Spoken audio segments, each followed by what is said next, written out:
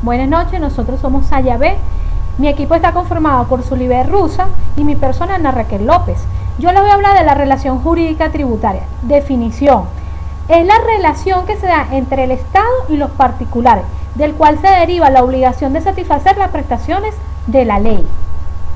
Validez: para el surgimiento de la validez de la obligación es necesario que se den dos supuestos. 1. Que exista una norma legal que la consagre, que se materialice el hecho imponible tipificado en la ley. Características: una de las características que tiene la relación jurídica tributaria es que es un vínculo personal. ¿Por qué es un vínculo personal? Porque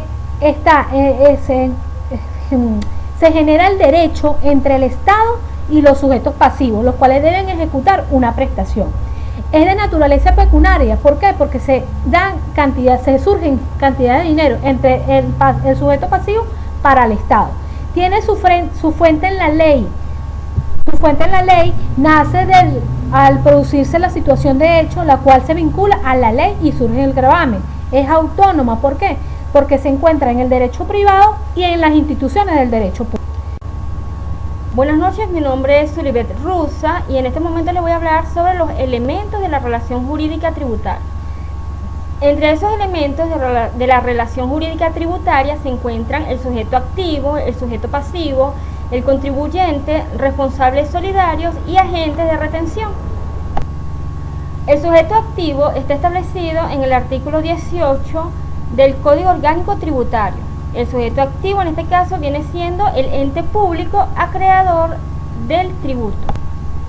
Luego el sujeto pasivo está también establecido en el Código Orgánico Tributario, artículo 19, donde nos dice que este agente pasivo es la persona que está obligada al cumplimiento de las prestaciones tributarias, que puede estar en calidad de contribuyente o como responsable.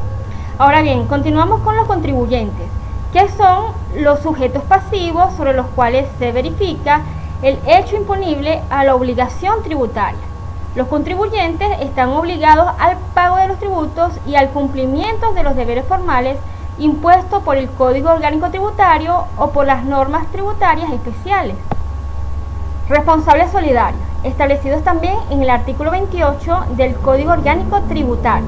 Estos son los responsables solidarios por los tributos, multas y accesorios derivados de los bienes que administren, reciban o dispongan, entre los que tenemos los padres, los tutores y los curadores de los incapaces, los directores, gerentes o representantes de las personas jurídicas y demás entes colectivos con responsabilidad reconocida, los que dirijan, administren o tengan la disponibilidad de los bienes de entes colectivos o unidades económicas que carezcan de personalidad jurídica, los mandatarios respecto de los bienes que administren o dispongan. Entre otros tenemos los síndicos y liquidadores de las quiebras, los liquidadores de sociedades y asociaciones, los socios o accionistas de las sociedades liquidadas y por último los demás que conforme las leyes así sean calificados. El último elemento que tenemos es los agentes de retención. Los agentes de retención son las personas asignadas por la ley o por la administración previa autorización legal o por las actividades que realizan. Continuamos con domicilio tributario. El domicilio tributario es aquel que nos permite gravar los hechos ocurridos fuera del territorio nacional, cuando el contribuyente tenga nacionalidad venezolana, cuando el contribuyente esté domiciliado en el país o posea establecimiento perteneciente en Venezuela.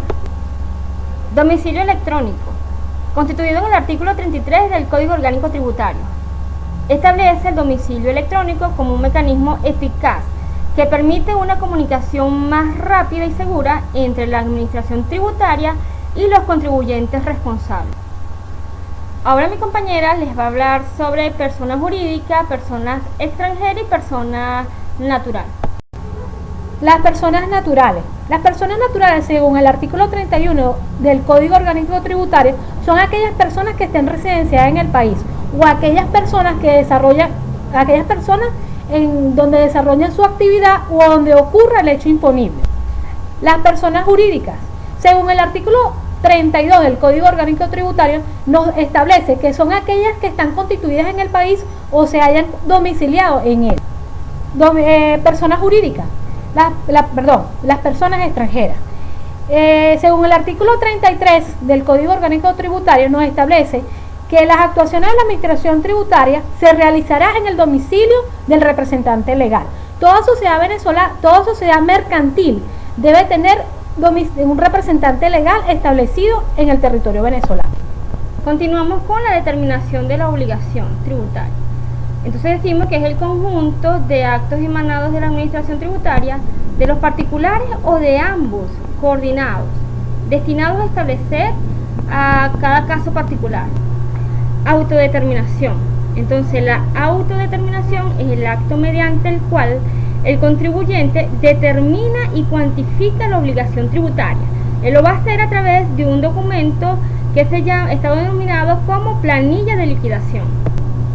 Continuamos con determinación de oficio. Esto está establecido en el artículo 130 del Código Orgánico Tributario y no es más sino el acto administrativo mediante el cual el Estado cuantifica la obligación tributaria.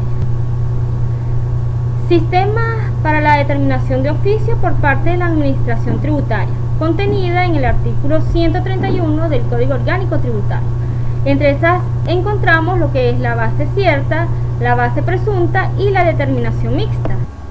La base cierta son todos aquellos hechos que nos permiten conocer los elementos ciertos de un hecho imponible.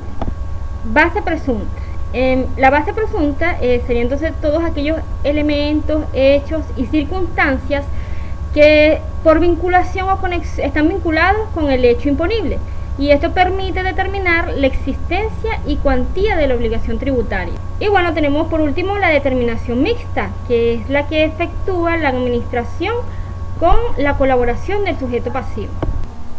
Ahora vamos a continuar con el procedimiento. Este está establecido en el Código Orgánico Tributario desde el artículo 177 al 193. Esto lo hará mi compañera Ana Raquel López. El procedimiento está establecido en el Código Orgánico Tributario, en el cual dice que el artículo 177 nos dice que el procedimiento está sujeto a las normas generales. El artículo 178 nos dice que se va a iniciar con una providencia de la administración tributaria, en donde se va a indicar el domicilio, con la identificación del contribuyente o responsable, el tributo, periodo y el funcionario responsable o actuante. En el artículo 79 nos habla de la apertura del expediente. En toda fiscalización debe existir un expediente en el cual se va a hacer constar los hechos, las omisiones, los informes de cumplimiento e incumplimiento de la obligación tributaria.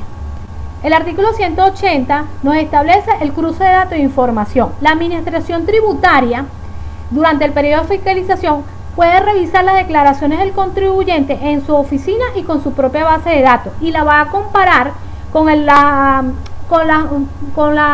datos que suministra el proveedor. El artículo 181 nos establece el precinto de documentos. Durante las actividades de fiscalizaciones, el funcionario autorizado, a fin de asegurar la contabilidad de aquellos bienes que no estén registrados en la contabilidad, realizará sellos, marca de documento o lo dejará en calidad de depósito. El artículo 182 nos establece de las copias. Si el contribuyente o responsable de la fiscalización en un momento dado necesita una copia del documento que fue sellado o marcado, la administración tributaria está obligada a darle una copia del mismo, y el cual dejará anexado que le entregó una copia en el expediente. El artículo 183 nos habla de la acta de reparo. Finalizada la fiscalización, se levanta una acta de reparo, la cual indicará el lugar, la fecha de emisión, la identificación del contribuyente, la indicación del tributo, los periodos fiscales, la discriminación del monto por concepto del tributo, los elementos donde se presupone que existe un ilícito sancionatorio, la pena correspondiente, la firma del funcionario autorizado o la firma electrónica del mismo. El artículo 184, una vez levantada la acta de reparo, se le notificará al contribuyente por algún medio que esté establecido en el Código Orgánico Tributario. El artículo 185 nos establece que una vez que se realiza el acta de reparo, se le emplazará al contribuyente o al responsable para que proceda a presentar la declaración omitida o rectificar la presentada, pagar el tributo correspondiente durante los 15 días hábiles una vez notificada. El artículo 186 nos establece que una vez aceptada el reparo y pagado el tributo correspondiente, la administración tributaria dejará constancia mediante resolución, dejará constancia de ello y liquidará los intereses moratorios y las multas correspondientes. El artículo 187 nos habla del acta conforme. Este se realiza cuando la administración tributaria le parece que es correcta la fiscalización que le realizó al contribuyente. El artículo 188 nos establece que si una vez vencido el periodo que nos establece el artículo 185, se iniciará el sumario, en el cual tendrá un periodo de 25 días hábiles para promover las pruebas para la defensa y la descarga del mismo. El artículo 189 nos habla de la evacuación de pruebas. La administración tributaria evacuará las pruebas pertinentes en un lapso de 15 días hábiles prorrogable, siempre y cuando haga mención de las razones que lo justifique y lo haga constar en el expediente. El artículo 190 nos establece el aseguramiento de pruebas. La administración tributaria tomará las medidas necesarias para evitar que desaparezcan los documentos o elementos que constituyan prueba de ilícito. El artículo 191 nos habla de la resolución final. El sumario culminará con una resolución final en la cual se especificará si procede o no o la obligación tributaria.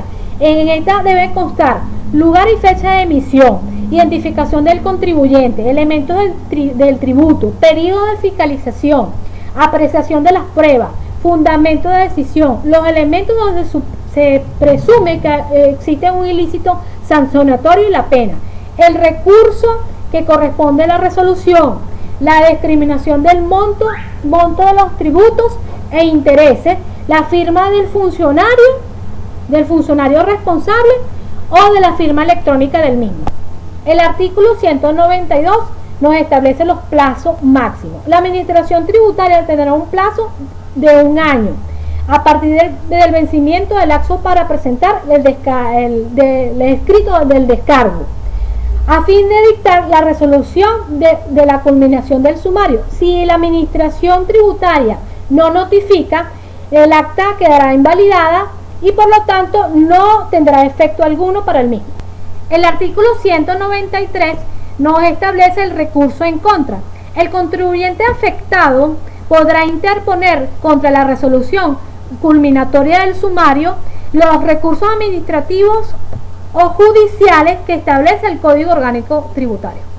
Una vez hablado del artículo 193, podemos dar por concluido dicha exposición, en la cual desarrollamos la relación jurídica tributaria y las obligaciones tributarias del Código Orgánico Tributario.